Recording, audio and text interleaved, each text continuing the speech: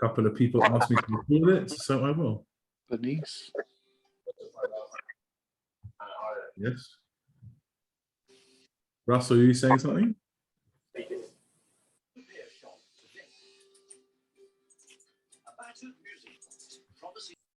Or not? I think we'll make a start, actually, if that's okay with all of you. Thank you for joining. Thank you for those watching it live as we are broadcasting, and also thank you for those that will watch it at some point that have asked me to record it. I'll just turn my emails off so we don't get pinged or disturbed. So this evening we are doing the really interesting topic, something I never in my wildest dreams, but never had really thought about in any way, is the concept of whistleblowing from a Jewish perspective. And truthfully, I hadn't really thought about the concept of whistleblowing from a non-Jewish perspective. So I'm going to start with two introductory, if you looked at the sources, let me just put it in the chat just in case. Chat,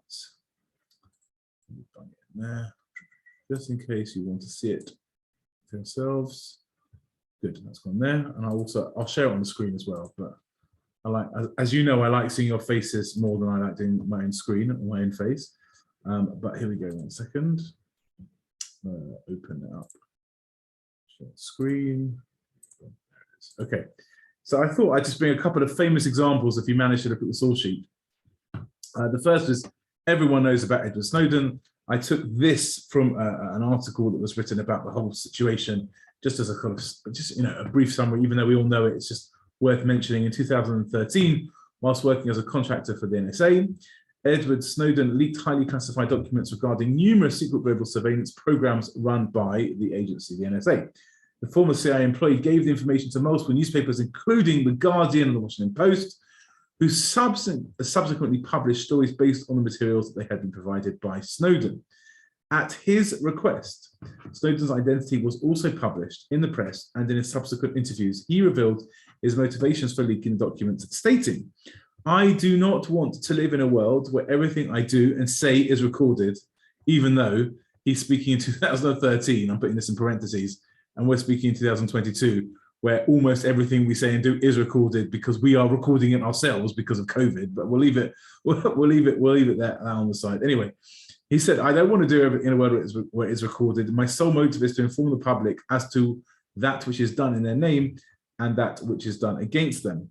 I can't remember, I did at the time remember when I looked this up who Daniel Ellsberg was, but he declared that the most significant leak this Snowden leak was the most significant in US history, saying, "In my estimation, there has not been in American history a more important leak than Edward Snowden's release of the NSA material. His whistleblowing gives us the possibility to roll back a key part of what has amounted to an executive coup against the US Constitution," etc., etc., etc. He's living wherever he's living in Russia, and he can't go back to America. And the second one I brought as an example, and we can think of loads, even more recent ones in terms of just modern day conservative politicians potentially talking about what's been going on in the Conservative Party with recent activities in the news that we've been reading, or even to do with COVID and various potential acts of misconduct, or even this is not misconduct, even if it's just a way in which people were making decisions. We'll leave the politics out. But this was a fascinating one because this was very much to the point. So if you, I don't remember this. I was, I must have been about 5 years old. So I definitely don't remember this. When the Challenger shuttle blew up in 1986, but minutes, less than 90 seconds into the flight, where it just there was a fuse that sparked a fire and everything just disintegrated and it blew up and it killed, I think, all 7 members of the crew.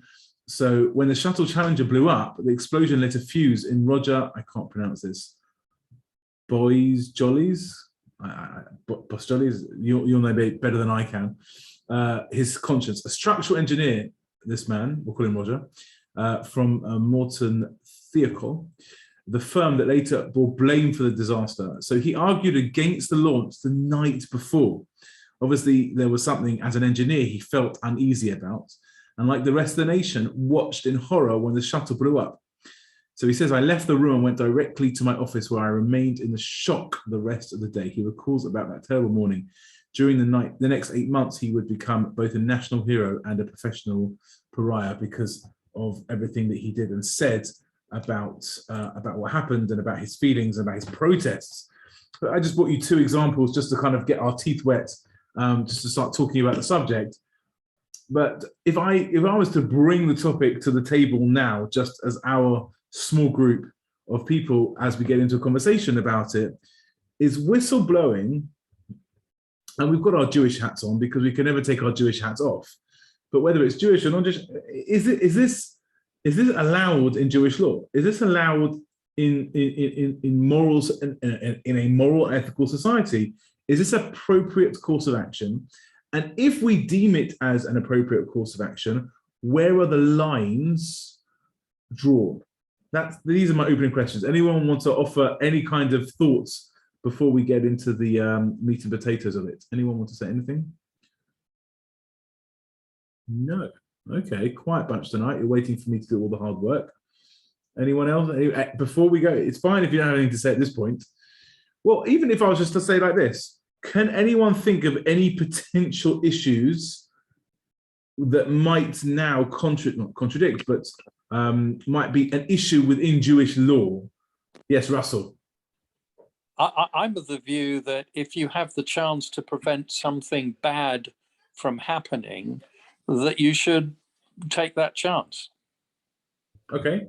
Says Mr. Kett that if it's we'll call that in Hebrew language a toilet.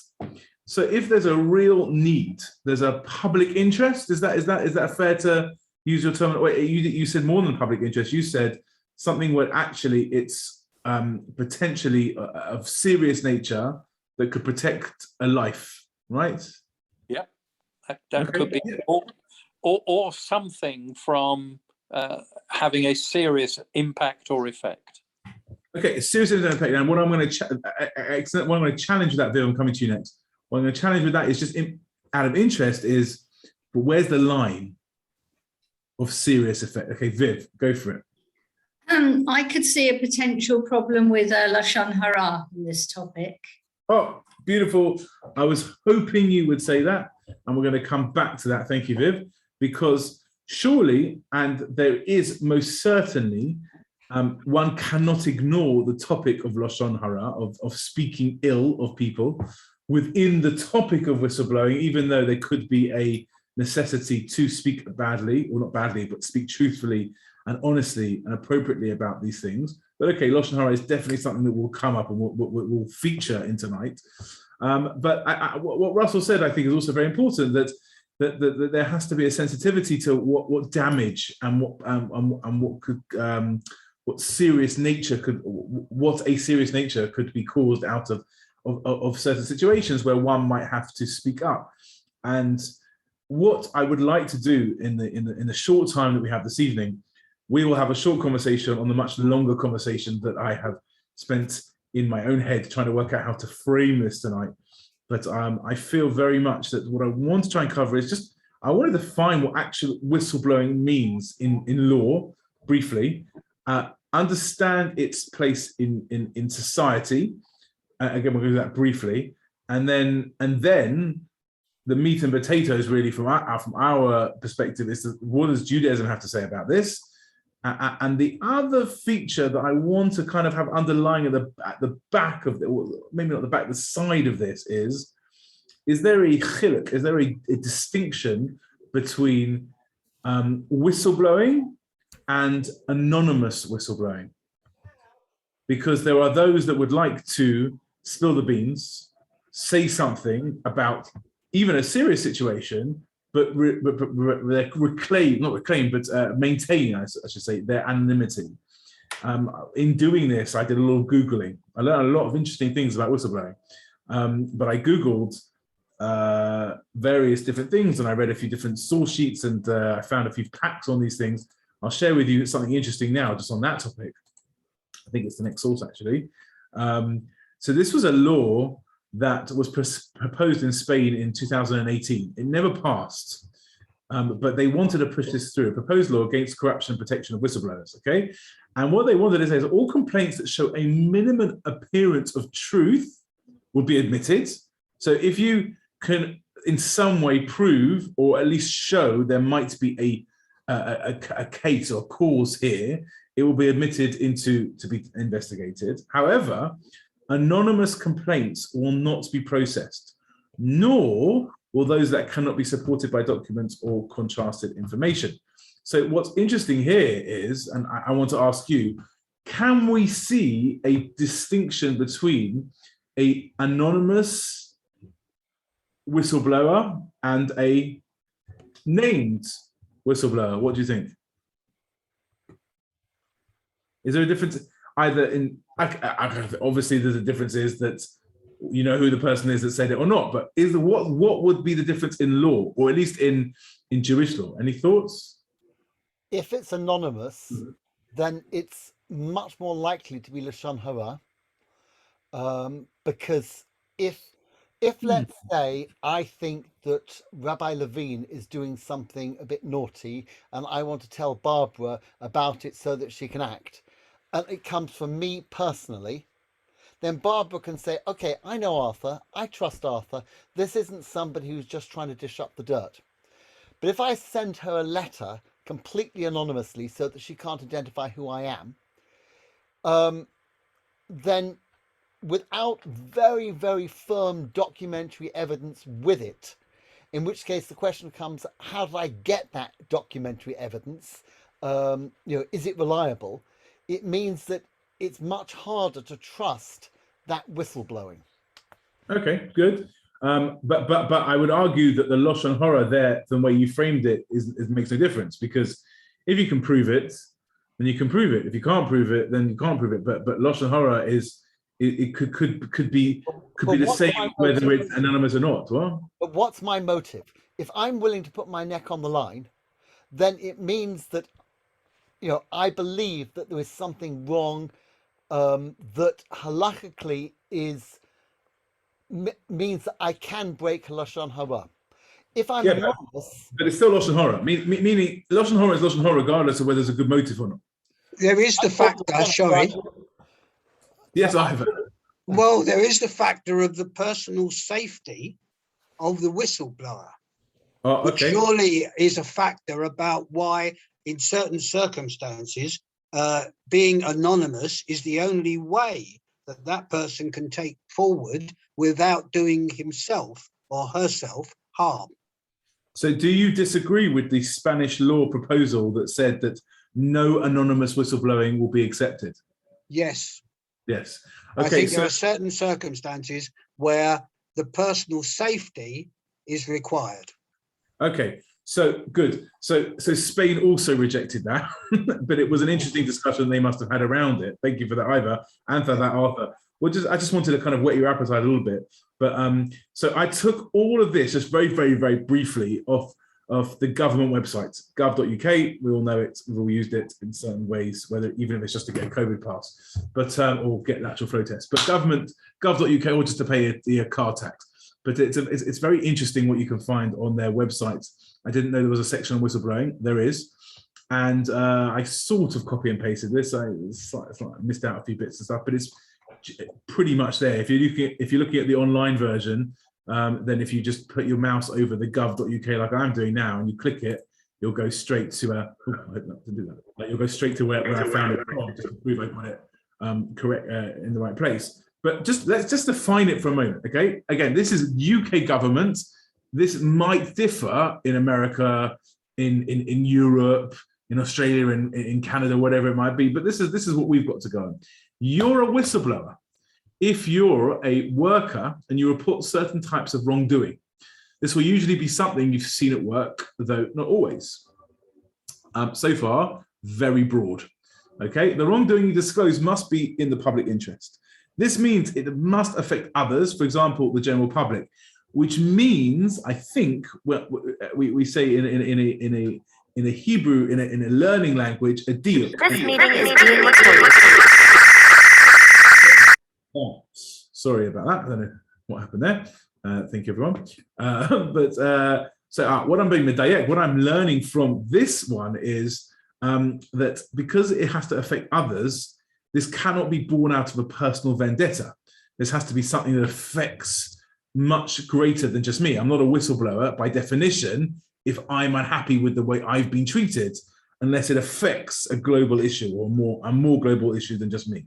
And so as a whistleblower, you're protected by law and you should not be treated unfairly or lose your job because you blow the whistle, even though I'm sure we can all think of cases. I was speaking to someone quite recently, actually, that did lose their job eventually because of the very public complaints they have made. And I imagine, and this is not a conversation we're going to go specifically into today, but what's underlying in whistleblowing is if I blog something, so if I decide to open a website about things that I want to write about, and I start saying things that could be seen as whistleblowing, is that whistleblowing or is that just writing a blog? And where does that sound? So how social media and how sort of how we interact and with the news and how people express their opinions has changed very much in recent years. So whistleblower is protected by law, and you can raise your concern at any time about the incident that happened in the past, happening now, or you believe will happen in the, interestingly enough, it says near future. I have to understand what that means, but not now. Okay, so who is protected by law? Again, this is all just in the background. It's important to know. Who is protected by law? You're protected if you're a worker. For example, you're an employee, such as a police officer or an NHS employee, office worker or factory worker.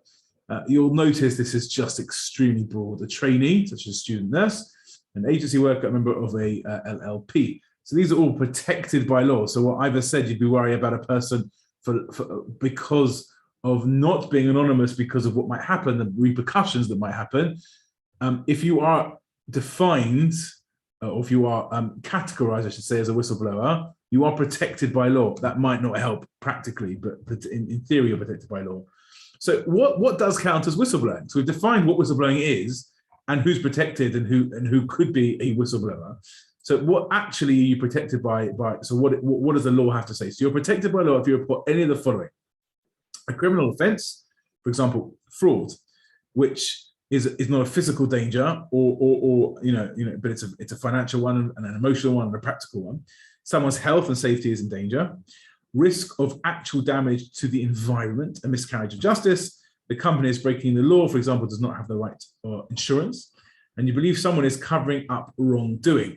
And then what isn't included, says the government website, in whistleblowing is personal grievances, for example, bullying, harassment, discrimination. These are not considered whistleblowing, and therefore you will not be protected by British, UK law under those situations. And that's very important that we make these distinctions, just practically speaking, because as we say, if you are a whistleblower, you are afforded rights that you might not be afforded if you think you are a whistleblower, but actually you don't fall under any of those categories, and therefore you could potentially lose your job if you speak out of turn and everything like that.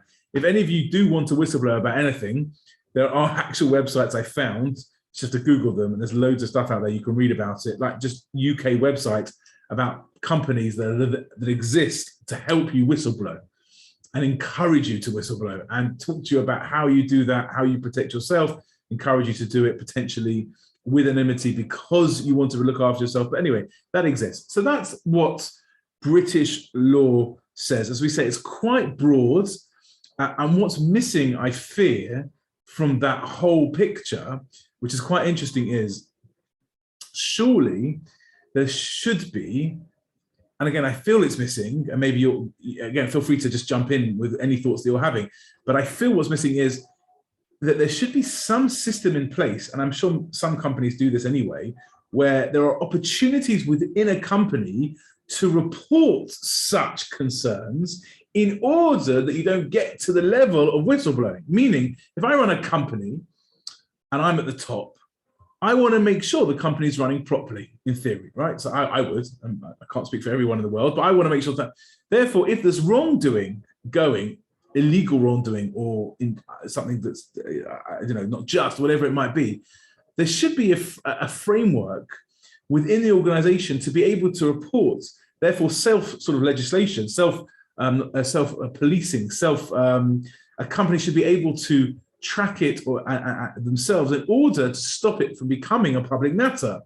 And I feel that the legislation should be reflective of that, to encourage the companies, and maybe it does, and I'm not an expert, we take these topics and we just look at the different insights into them as we can. But I felt that was missing from the government website. A corporation should have in place good practice around allowing people to express their own concerns with an organization, that they can be dealt with in-house before it ever got to a point of going to the public. So that's what UK legislation says.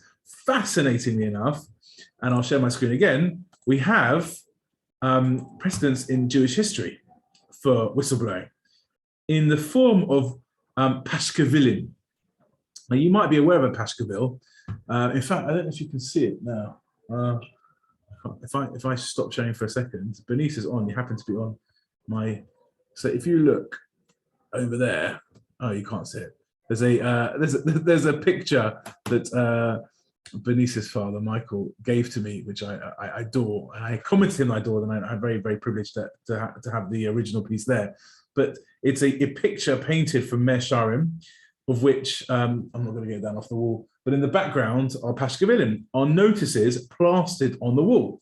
So we get a bit of a history lesson here, very, very briefly. It's taken from a journal entitled Shaming in Judaism, Past, Present and Future. It's from a Journal of Religious Society. Again, all the stuff is all found on the internet. You can find it. Listen to this. If you didn't read it already, I hope you didn't. It's just fascinating.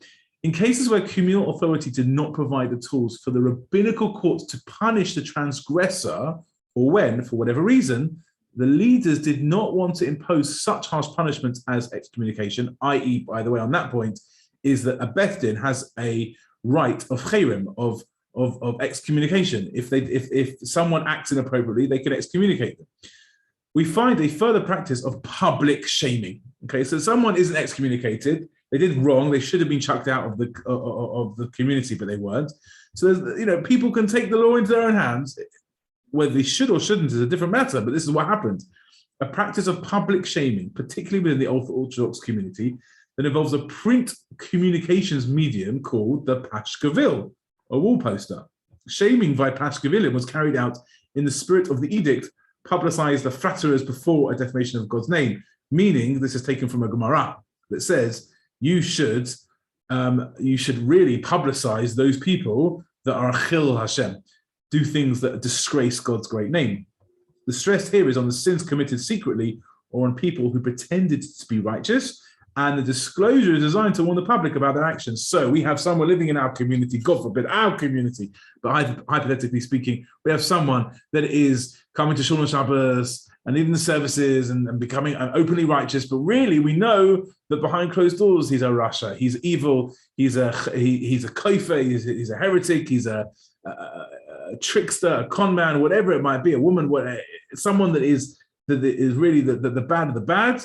So if the courts won't take it into their own hands, or if they can't deal with it themselves, we should write that person's name publicly and put it on a wall. So Pashkevilim that we have in the picture here announcing deaths, but they can also go to the other extreme and just name and shame publicly these people, which is a form of whistleblowing, right?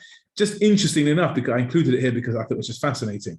The Yiddish word Pashkevil derives, where does this name Pashkevilim, which is what we call these posters that appear on the wall, where does it come from? It derives from the name of a Roman citizen, non-Jew, by the name of, and I have no decent ability to speak Italian, Pasquino, I imagine, who used to hang satires and critical comments about the Pope on the pedestal of a headless statue.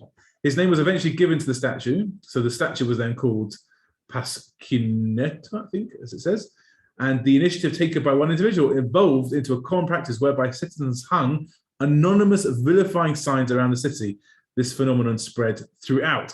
So what we have here within Jewish history, and it still happens today, is the Pashkevilim, posters put on walls, either anonymous or not anonymous, depending on what it is, who it's by, who it's for, what it's about.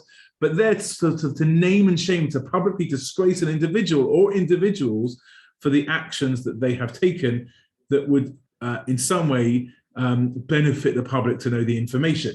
It's important to note here, and I've included it, that the Chofetz Chaim, right, the famous Chofetz Chaim, who writes a lot of the halachic works that we read, but also Shmirat Lashon, how to guard one's tongue, not speak Lashon Hara, beautiful work.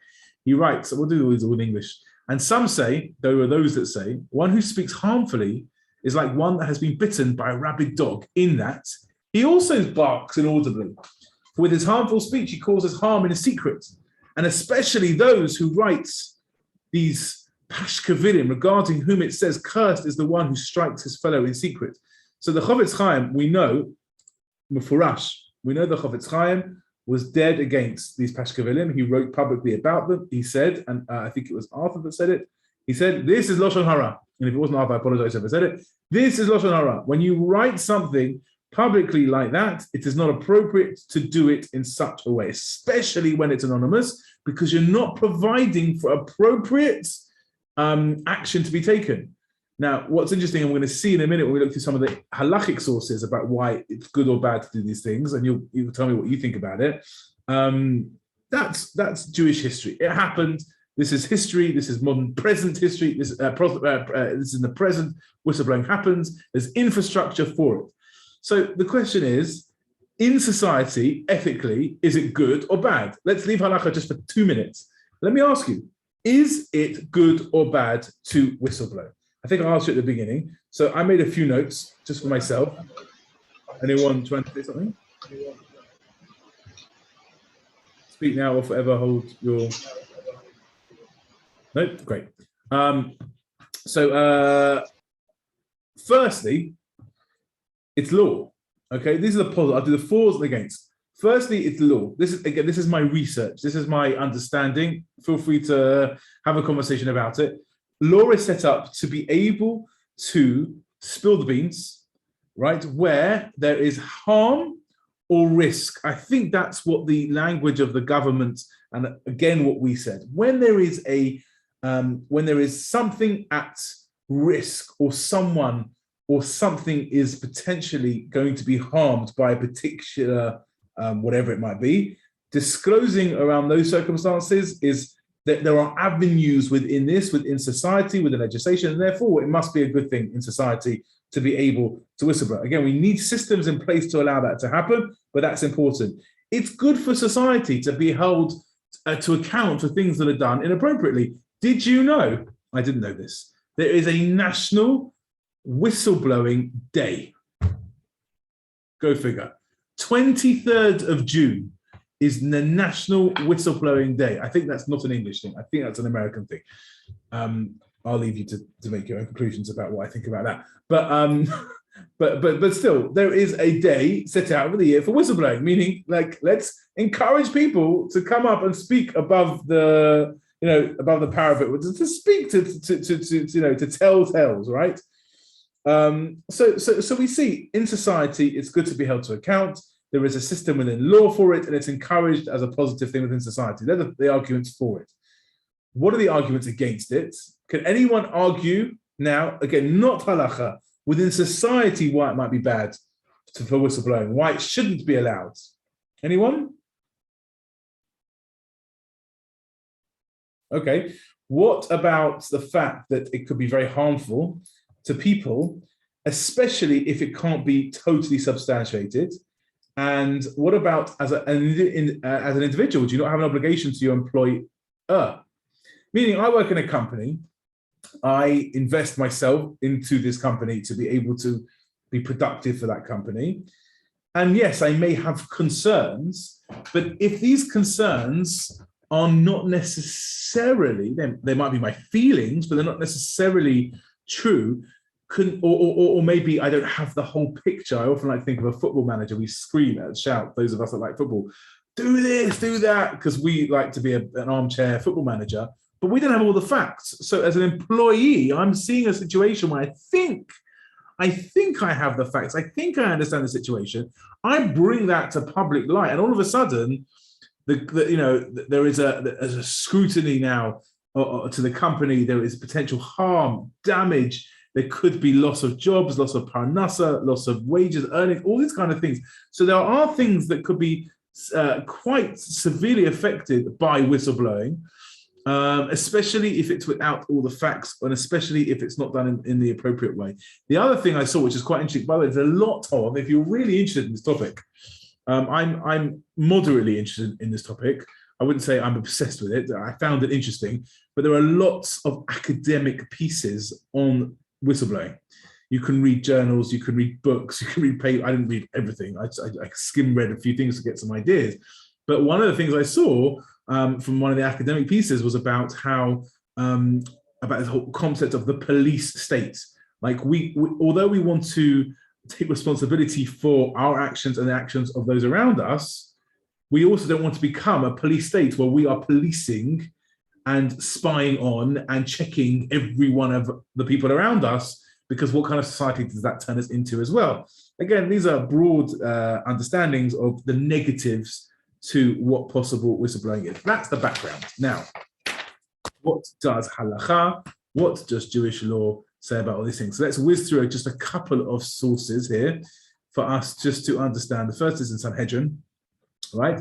Now, this, we'll just jump in here. From where it is derived that one who sees another drowning in a river or being dragged away by a wild animal or being attacked by bandits is obligated to save them. Meaning, I see someone being attacked or in a dire situation. I see it. I look around. I'm responsible to step in if someone's being attacked or drowning, God forbid. I have an obligation, a chiyuv, an obligation to step in and try and help protect them. And this comes from a pasuk, of verse. You shall not stand idly by the blood of another. So if I see someone in trouble, I have to do something. I have to say something. The Gemara asks about this. Okay, we'll leave the rest of the Gemara there. We don't need it right for now. So the first thing the Gemara says is, when someone's physically in harm or danger, I have an obligation to say something. So that where's it gone? I think his name was Joe, the one who from the Challenger, right? So there's a physical danger. I can't remember his name. His name was Roger, not Joe. Roger, who worked for that company, where he felt that it was a grave danger for that shuttle to go up into space. There was a real physical danger potentially there, and therefore, how could I stand? That someone is walking into a very dangerous situation. How can I stand idly by where there is a serious need here? So that's a physical danger. But we need to be able to bring this into a beyond physical and go to a financial one as well. So halacha, and I think I forgot the Rambam. The Rambam talks about broadening this concept of lo ta'amod adam re'echa. You shouldn't stand by while over the blood of another person. He broadens it, and many others do, to not just a physical harm, but also a potential any kind of harm, i.e. financial damage or reputation or anything like that. So there is definitely at the very highest level, i.e. in Torah, there is definitely a basis for making sure that no one is walking into danger or harm in any way, shape, or form. And therefore, again, we could say potentially blowing the whistle is to stop harm. It has to be done in the right way, but there is a basis for it within Torah and Torah law. If we go to Shemon Erechim, we're going to take it one step further. This is really interesting. So the fascinating discussion that we're not really going to have about the anonymous whistleblower and the public one, the known one, is that part of whistleblowing, or part of the idea of bringing something criminal or bad or prohibited to light, is this concept of toichacha, of rebuke. And this is interesting, right? This is really interesting in my mind. If someone's doing something wrong, there is a Torah obligation for me to rebuke them. I have to tell them, you are doing something wrong. How that practically manifests in today's society is a conversation maybe for another time. But this is the halachic system. You can't punish someone unless they were warned that they have been doing something wrong. So if you see someone breaking Shabbos and you want to punish them for breaking Shabbos, you can only do, or kashrus, or anything, right? You can only punish a person in Jewish law if they have been proved to have been warned that they are doing something wrong. So you can claim ignorance. I didn't know. Well, you should know halakha. Okay, but I didn't know that one, right? So you have an obligation, a chiyuv of rebuke.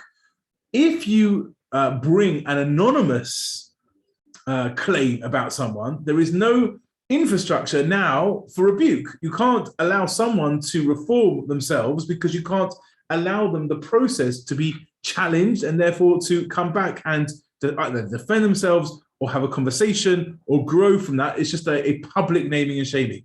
Anyway, that was a kind of side thing that was interesting to report. But the Gemara here says, right? Where do you stop with rebuking someone? So Rav says, until his rebuke is met by hitting. I'm not going to go through this complicated Gemara. And until a person being rebuked hits the person rebuking him. Meaning, he's so frustrated by this rebuke, he's going to lash back. Shmuel says until he curses him, doesn't hit him. So he's going to curse them for being rebuked. And Rabbi Yochanan says until his rebuke is met by reprimand. This is what we want, really. The Gemara goes through that. And I brought this Gemara because it's very interesting. This is something that secular law doesn't take into account. I think here that the Gemara's point is that not only when you rebuke someone is it important to rebuke them, but it's actually important for the person, i.e. the criminal, to be able to learn, grow, and come out of this rebuke challenged, be able to be confronted and actually grow from that. So we care about the criminal, we care about the offender in this category of rebuke, right? I hope people are with me and listening and interested by this because I think it's fascinating. So that's one thing. So we've got the overall need for society that you should be able to, you have to look after and save and speak out and be active in protecting people, both physically and potentially financially, whatever, or from any kind of harm. We also have to look after the criminal themselves, because it's important they have an opportunity to teshuva and grow and learn and from that as well. And also we've got a third element here, which you won't see in secular society. Says that this is this is the Rosh on one of the Gemaras here. He says, anyone who sees impropriety is obligated to testify, fulfilling, and you shall eradicate evil from your midst. God tells us, make sure there is no evil. So we now have an obligation to God as well. We have an obligation to society. We have an obligation to the person that's offended, and we have an obligation to God. Furthermore, I'm going to leave this psachim now because it's getting overly complicated, and I don't want to do that. There are also, so they're the arguments for in halacha. We have obligations to society, we have obligations to the offender, and we have obligation to God himself in order to bring these things to light. Against that, we said in secular understanding, maybe people have an obligation to their employer, and people have an obligation to not become a police state. However, there is an interesting Gemara here. From where it is derived that a regard from where it is derived with regard to one who tells another something, a matter, that it's incumbent upon the latter not to say it to others until the former explicitly says it to him. Meaning, communications, who says I can just say something that I know or I've dealt with from someone else? How can I go and tell anyone else? Right, and he brings a quote here, meaning from this Gemara, a communication by default is private.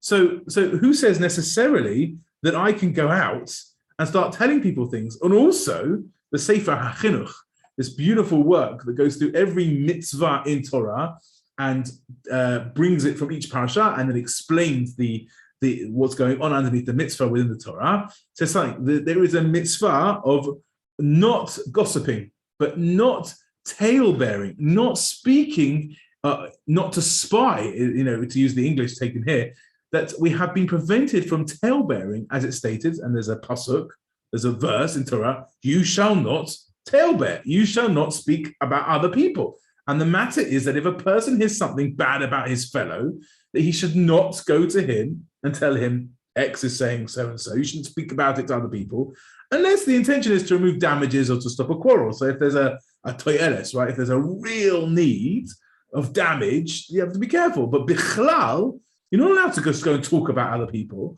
It is from the roots of the commandment that God in his goodness desires the good of the creatures that he created. And command them is that there will be peace among us, since tale-bearing leads to quarrel and strife. So just an open possibility for people to sort of whistleblow and talk about these things. It's not so partial. It's not so. It's not something that's very easy to do. And there's a very well-known Gemara here. This is like the incident where Tuvia sinned with immorality, and Zigud, right? So Tuvia is one person, Zigud is another person. Zigud came alone to testify about him before a papa. So a papa instructed that Zigud be lashed. So Zigud said to him, Tuvia sinned and Zigud is lashed. This, as Safaria points out, has become it's a bit of an expression, right? I'm getting into trouble when he's the one that did the Aveira. And Rav Papa says, yes, why? One witness shall not rise up against a man. And you testified him alone. And you merely have given him a bad reputation. Meaning and this is very, very important. There is a principle in halacha. Just I'll stop showing for a second, just want to make sure people people are still there, semi-awake, right? There is a principle in halacha, very important to mention, right? And it's another source on there. God hates a person that comes by himself with a testimony to testify against someone else. Why? In a court, under most circumstances, how many witnesses do you need? One or two? Two, right? You need two people to verify a particular Aveira sin. If one person comes, what does the judge say? I can't do anything about this. You're only one person and I need two people. So what have you done, says the Gemara? What does Rav Papa say to Zigud? You bringing by yourself a testimony, I can't do anything with that because you are one person. So what have you achieved? You've given that person a bad name and I can't do anything about it. You understand? It's beautiful, right? It's powerful. The Gemara says God hates a person that does that because you can't achieve anything. So really there's systems in place to say, listen, you should be allowed to testify. There's a system of law. There's a system of morality in place, but it has to be done appropriately. It has to be a to'eles. It has to be a need. It has to be to stop harm. It has to be to stop things that are inappropriate. However, it has to be done in a way which could be effective. It has to be done in a way in which you can actually see change and not just stabbing into the dark and hoping for the best. Because halakha wants to make sure there is no public shaming or embarrassing, and there's no much, of course, is written on this. So, any thoughts so far? I could just finish off the last bit, and then you can all ask your questions. I'll just finish off the last bit. So, the Chofetz Chaim of Meir Kagan, which I've brought here. So this is very, very paraphrased, but this is essentially, when is it appropriate in halacha to speak badly about someone else, to speak and to expose someone else? So again, paraphrased, he writes, only reports personal experience or a verified account. No hearsay. I saw X, Y, and Z. I can comment on X, Y, and Z. Often, it's interesting as a side point, I often get asked to be a reference for people. Why? Because I'm a rabbi, so people like to trust rabbis. They think, oh, the rabbi would be a good reference for me. But I might come and ask me a reference. I might know someone who sits opposite me in shul on a Shabbos or even a weekday morning, and I can testify to how often they come to shul, what time they get there, and how they, greet people. I can't tell them, I can't say much about their character or personality potential if I don't really know them well. But I get asked to, so I can't use hearsay. I can't say, actually, I know them because their friends have said, I have to be honest when I speak about someone. I can only say what I actually know. Don't jump to conclusions, he says, about what happens and what laws are broken. We often like to prove what we want to assume, and that's bad. And they say that when you to be a good detective, you have to follow the evidence. You can't just say, well, that's what I think's happened, therefore I'm going to try and fit everything into how I think it happened. See if there's another way to avoid harm besides public disclosure. Right? Jumping to whistleblow and all this encouraging to whistleblow is all very nice, and it might be good, but that also might have the avert effect because it might encourage a bit too quickly. Stick to the facts. Do not magnify the crime beyond its true nature and circumstances. There must be no personal agenda, only the altruistic goal of protecting the community and righting the wrong. And finally, make sure the harm you cause to the subject is commensurate with the wrongdoing, meaning, we don't want to someone to be, damaged to a point of sort of no return beyond what the damage that they themselves cause. So in this very interesting moral stroke ethical issue, what I've tried to do over the last 46 minutes is, if you've been following in any way, is to look at what it is, define it, because I'd never really thought about it. I just heard the concept and I knew about Snowden and this one and that one. But define it and see there is a system in law for it. But then also from a Jewish perspective, we have precedents from history. We have the Pashkevilim, and we have things within the Gemara that talk about it, even though not everyone was so for these things, but it was done. And then in terms of the halachic obligations, how that manifests from the Gemara and from the various Rishonim that speak about it, trying to understand, well, actually, there is an obligation to protect the public. Where there is risk and harm, one should be able to do it. But as the Chofetz Chaim says, there is gedarim. It's not a free game. You know, you can't just, I've got to fight for something. It has to be done. It has to be done with every box ticked. Where it really comes up, again, it's not whistleblowing, but where the Lashon Hara perspective comes up, people often phone me about shidduchim. This one, do I know this one? They're single. Would they be interested in marrying that one? Or, can you tell me a bit about them? I'm always very careful. I only say exactly what I know if I think it's only going to be met with the right way, because otherwise it's rechilus. Otherwise it's essentially just gossiping and potentially Lashon Hara, which is as bad, if not worse. So one has to be very careful how they speak about anyone else in any given system. But as I say, there is a framework within halacha for said topic. That's my offering. That's the research I did. No one said anything tonight, really, except at the very beginning. I'm not sure if you've been following. Anyone got any thoughts, comments, suggestions? No, we're all good. I miss seeing you face to face. This is the challenge. All a bit zoomed out. But thank you for coming. It's been emotional. Bernice. I just think the whole thing's really interesting. And I think you've explained it very well. So thank you. I appreciate that. Vote. Thank you. Thank you. Yes, Viv. Sorry. 1 second, Iva. 1 second. Viv, then Salvador, and then Iva.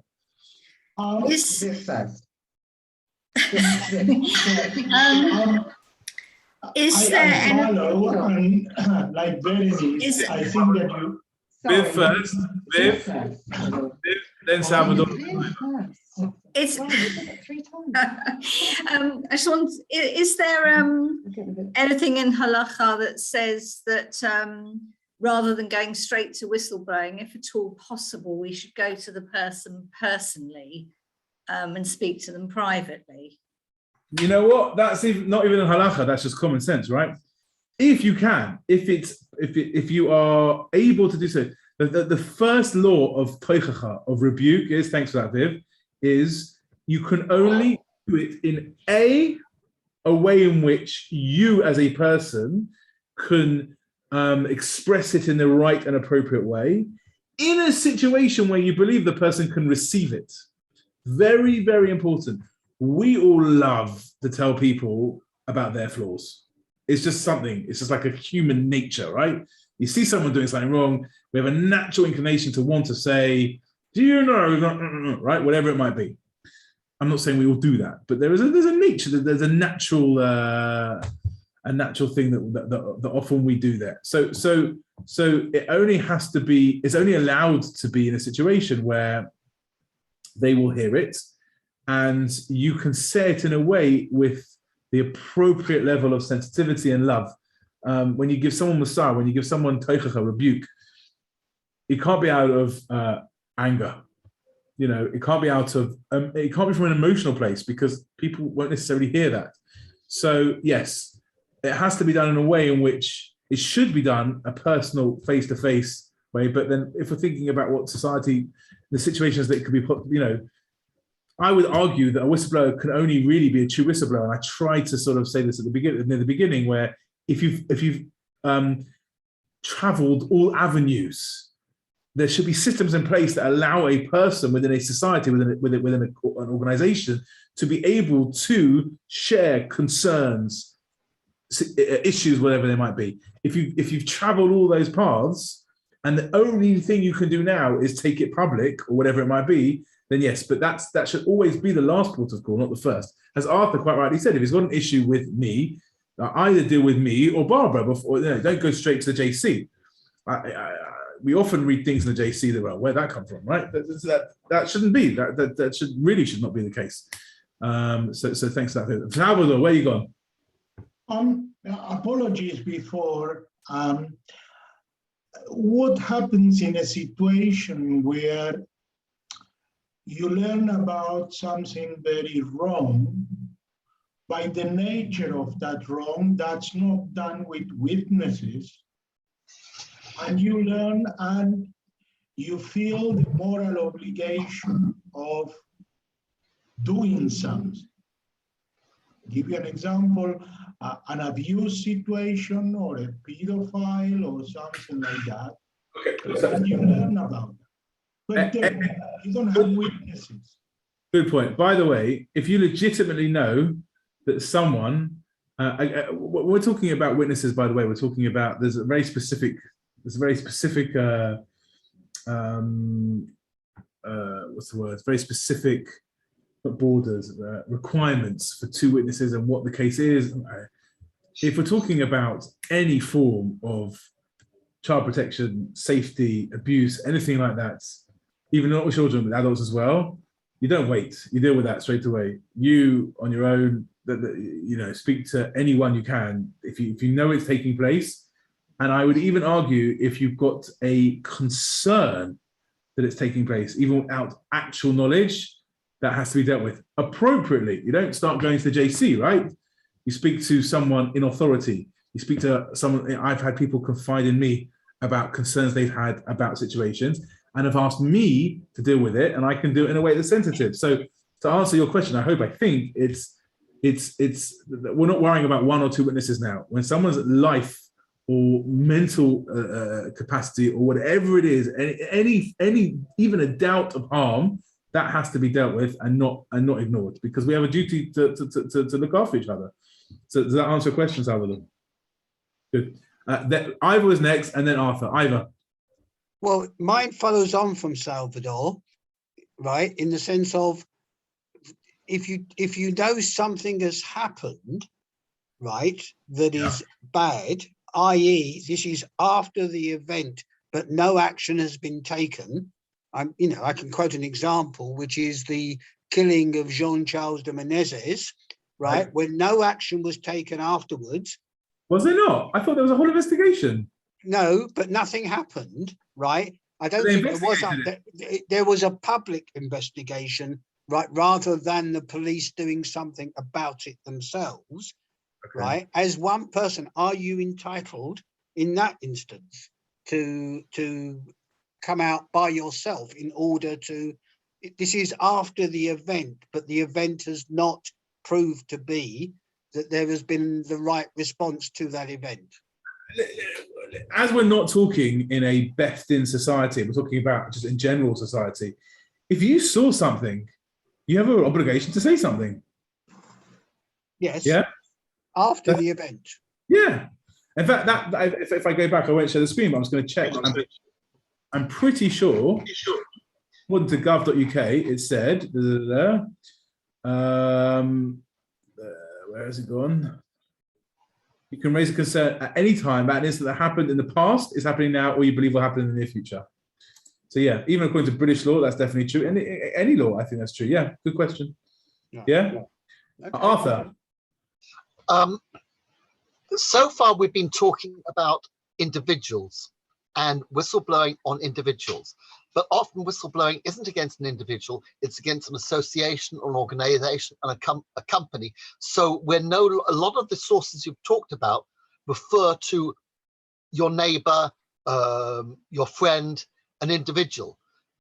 What about the board of a company where they're all collaborating together? So it's not one individual, but it's a group of individuals, or you may not even know whether it's a company that is doing something wrong. A good point, but I don't think there's a difference. Wrongdoing is wrongdoing. Harm is harm. Yeah. But the sources you are quoting were talking about individuals. It's like saying, if my dog does something wrong, do I report on even a dog, because a dog's a living creature.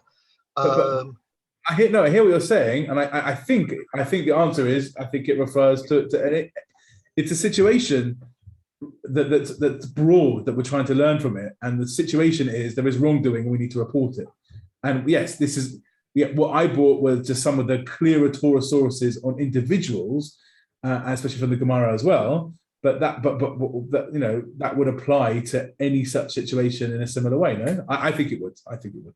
The reason I'm saying, because essentially you've got a lot of caveats, but I'm sort of thinking slightly, what about from a halakhic perspective, if I know that somebody has built an apartment block without putting in a parapet round the roof so that somebody could walk straight off, that's more, you're talking about the building then, so you have a responsibility to make sure that everyone concerned knows that that building is not a safe building and something needs to be done about it.